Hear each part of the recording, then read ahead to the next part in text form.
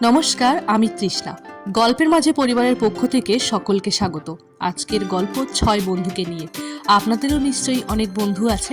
আচ্ছা, এমন কি কখনো হয়েছে যে কোনো এক বন্ধু মারা যাওয়ার পরেও তাকে আপনারা দেখতে পেয়েছেন, এমনকি তার সাথে কথাও বলেছেন?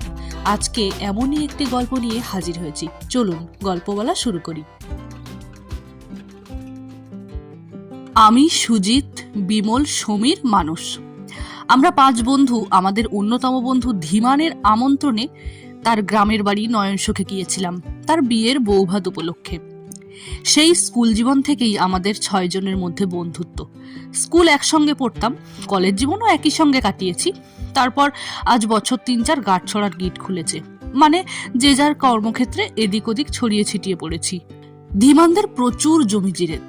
বিএ পাশ করার পর সে অন্য কোনো কাজে না গিয়ে বৈজ্ঞানিক প্রথায় চাষ করে। সে বিশেষ অনুরোধ করে আমাদের 5 বন্ধুকে লিখেছে, একে অজপাড়াগা, তার উপর তোদের এই বন্ধু আক্ষরিক অর্থেই যাকে বলে চাষা। এতে যদি তোদের মানের হানি না হয় তবে অবশ্য আসিস। একে শ্রাবণ মাস, ভরা বর্ষা, তাই হচ্ছে পাড়াগা। যাওয়ার ইচ্ছে ছিল না, শুধু ধীমানের ওই খোঁচাটুকুর জন্যই হয়তো যাব মনস্থ করলাম। আমাদের দলের মধ্যে ধীমানেরই প্রথম বিয়ে হচ্ছে। সমীর বলল, বৌভাত সেরে সেদিনই কিন্তু আমাদের ফিরতে হবে।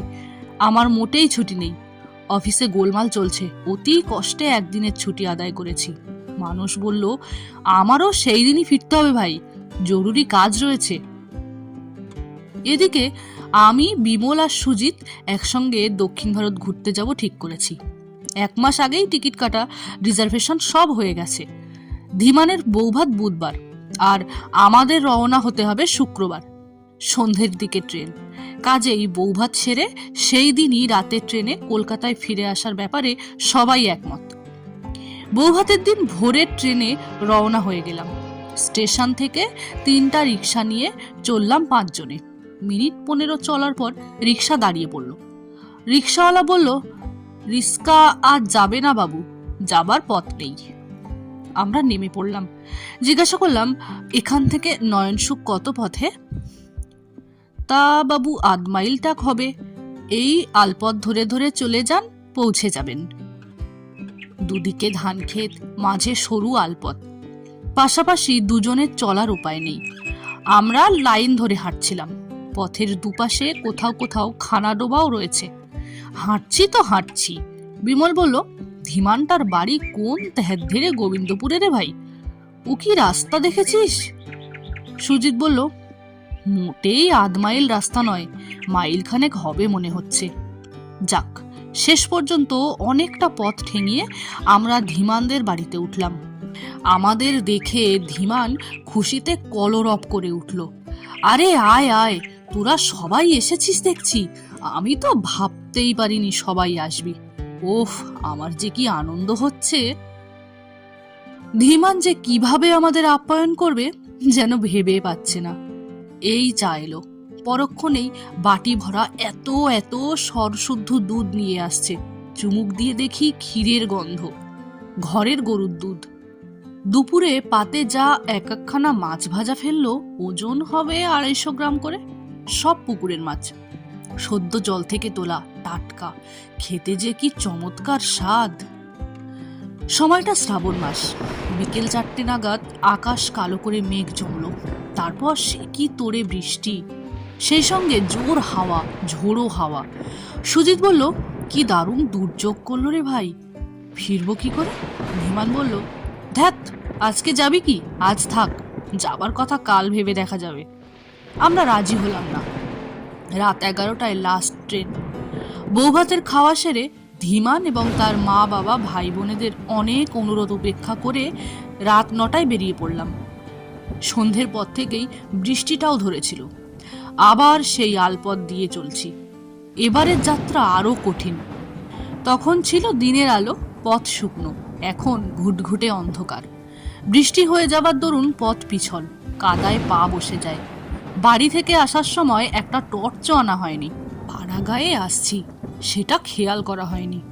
খানিকটা রাস্তা যেতেই আবার নামলো প্রচন্ড বৃষ্টি, সেই সঙ্গে ঝোড়ো হাওয়া, একেবারে সোনায় সোহাগার। হঠাৎ যেন একটা চিৎকার শুনতে পেলাম। আমি ছিলাম সবার আগে, বললাম, কে চিৎকার করে উঠলো মনে হচ্ছে? পেছন থেকে ওরা বলল, কই না তো, আমরা তো কিছু শুনিনি। আর শোনা যাবে কি, বৃষ্টি আর হাওয়ার যা শব্দ। যাবার পথে স্টেশন থেকে রিক্সা পাওয়া যায়, ফেরার পথে রিক্সাও পাওয়া যায় না। তার মানে পুরো রাস্তাটাই হেঁটে যেতে হবে। বড় রাস্তায় পড়ে দেখি ঝড় বৃষ্টিতে ইলেকট্রিকের তার ছিঁড়ে গেছে, তাই গোটা এলাকা অন্ধকার। অন্ধকারেও এবার আমাদের খেয়াল হলো, দলে আমরা 4 জন আছি, আর একজন কই? কারো মুখ দেখতে পাওয়া যাচ্ছে না। আমি জিজ্ঞেস করতেই একে একে সাড়া দিল, সুজিত, বিমল, সমীর। মানুষ? মানুষ কোথায়? মানুষ সবার পেছনে আসছিল। সে কি খুব বেশি পিছিয়ে পড়েছে? হঠাৎ আমাদের সামনের দিকে অনেকটা তফাৎ থেকে মানুষের সাড়া পাওয়া গেল। এই, আমি আগে আছি, তোরা আয়। তাজ্জব ব্যাপার, আলের সরু পথে একজনকে পাশ কাটিয়ে তো আর একজনের এগিয়ে যাওয়ার জো নেই। মানুষ সবার পেছন থেকে সবার আগে গেল কি করে? যাক, আবার হাঁটতে লাগলাম। মানুষ আগে, আমরা পেছনে। এই দুর্যোগে পেছল পথে পা টিপে টিপে হাঁটতে গিয়ে আমাদের পাক্কা 2 ঘন্টা সময় লেগে গেল স্টেশনে পৌঁছাতে। স্টেশনে পৌঁছে দেখি গাড়ি ছাড়তে আর 1 মিনিট বাকি। দৌড়ে গিয়ে একটা কামরায় উঠে পড়লাম। যাবার পথেই ফিরতি টিকিট কেটে রেখেছিলাম। ওঠার সঙ্গে সঙ্গে গাড়ি দুলে উঠল। আবার দেখলাম আমরা 4 জন, মানুষ ওঠেনি। আরে, মানুষ তো ওঠেনি, ট্রেন ছেড়ে দিয়েছে যে।